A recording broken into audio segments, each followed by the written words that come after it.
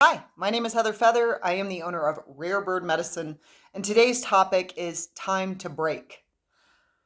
And I want to talk about this topic, as per the usual, in a couple of different ways and different angles and facets of the crystal. I tend to be pretty multidimensional, and so I also want to hand things from a multidimensional perspective. So I want to talk about breaking as far as breaking apart, falling apart, breaking down into breakthrough. And I also want to talk about taking a break, time to rest, time to be still, time to go within. So, on the first facet of this crystal, I've spent the past month or so taking time to break down. How often do you give yourself a window of time to break down, to feel the pain, to move through the fears, anxieties, worries, trepidations, concerns, to play the tape out, if you will, of whatever it is that's just kind of tapping you on the back of the head. And if we stay too busy and don't address it, it's just always kind of that residue there, right? So part of why we don't take time to break down is because people, they don't want to break down. They don't want to perceive themselves as crazy.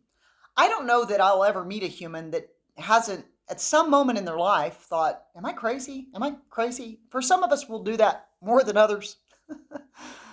And part of that can just be a very self-analyzing nature.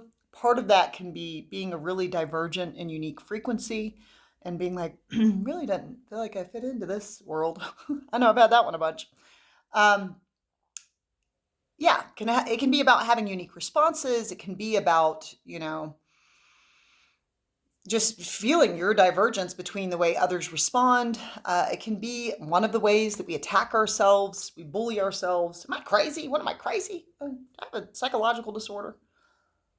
I don't know. I think that, I've said before with psychology, they call things disorders, and I don't think it's a disorder at all. It's the natural order or natural consequence of certain given traumas. If you have this trauma, you might have this personality matrix. If you have that trauma, that might garner that particular personality matrix, and then that becomes your challenge to get into balance with. Not necessarily a disorder. That sounds a little judgmental to me. So whatever it is you're dealing with, whatever it is you've been diagnosed with, I think the math adds up on that. Whatever you're diagnosed with, there's probably some history that points to why that's there. That the math is quite logical.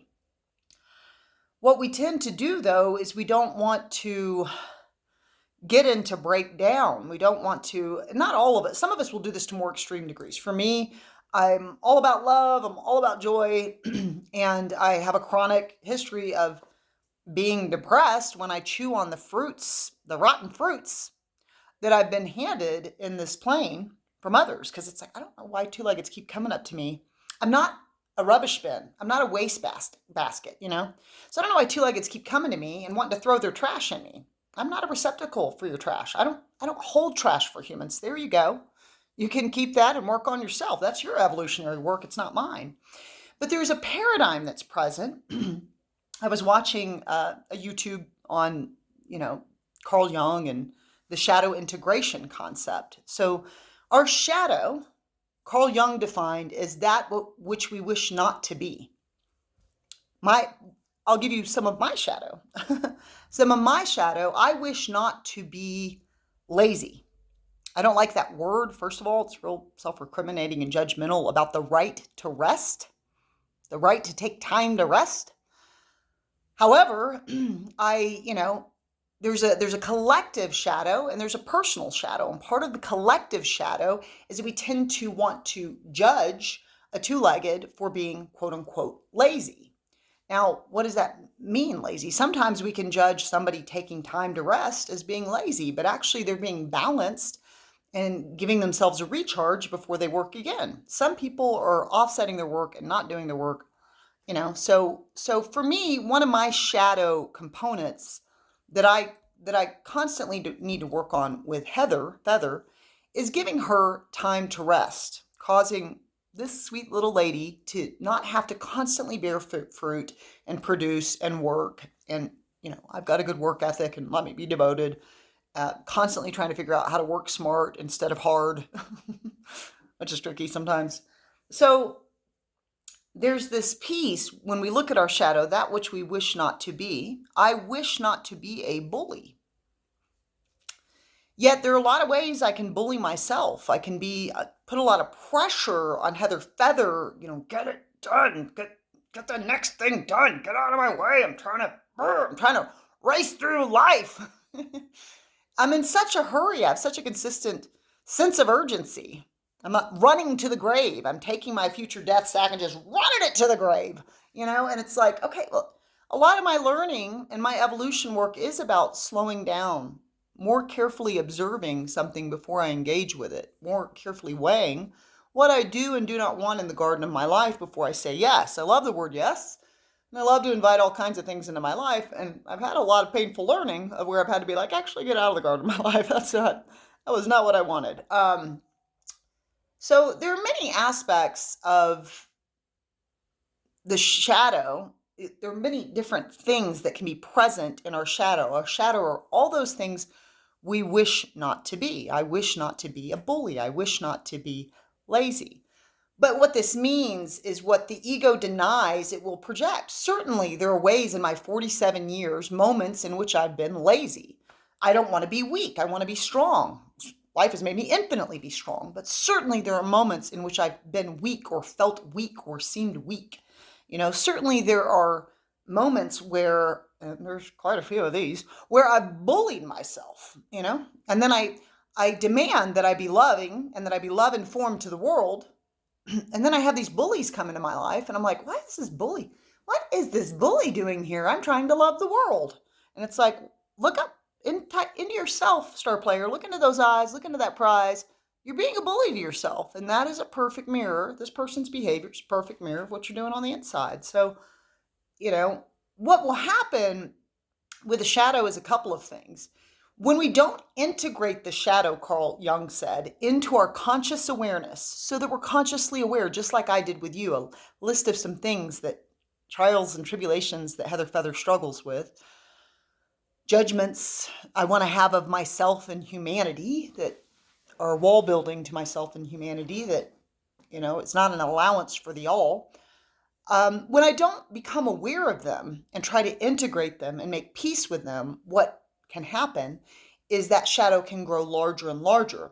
And then if I become intoxicated or if I become overly emotional, I might find certain toxic behaviors, certain shadow-like behaviors leak out in those moments. And then I'm like, wow, I was acting real wild. I said some crazy stuff when I was drinking. You know what? I don't normally talk like that. When I got mad and emotional, woof, all this stuff came out. The more we integrate that shadow into our conscious awareness, the more we allow ourselves to have elements of breakdown in the matrix of our character and understand that that's simply human and try to integrate it and bring it into our awareness. Go, okay, here's where my growth edge is. You're always stewarding your own chariot forward.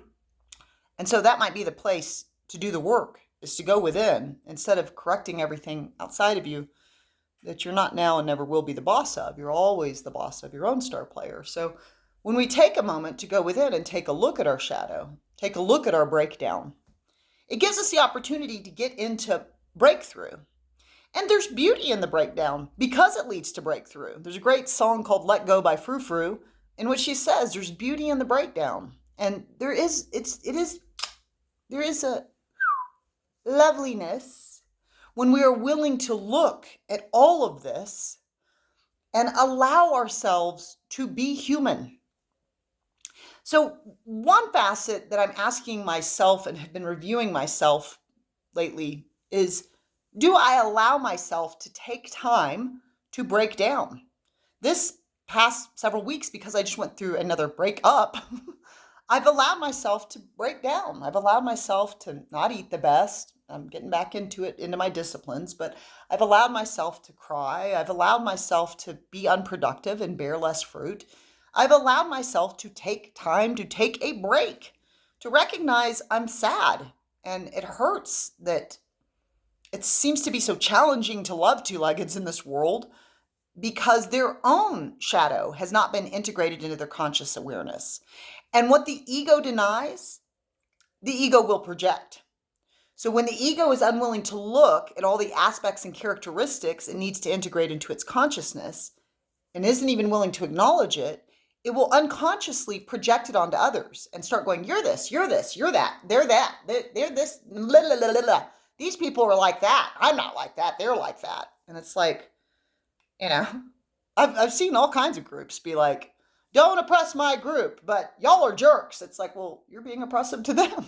If you don't want oppression, then don't offer oppression in the world. If you don't want judgment, if you don't want people to judge your label, then don't judge the labels that don't agree with you.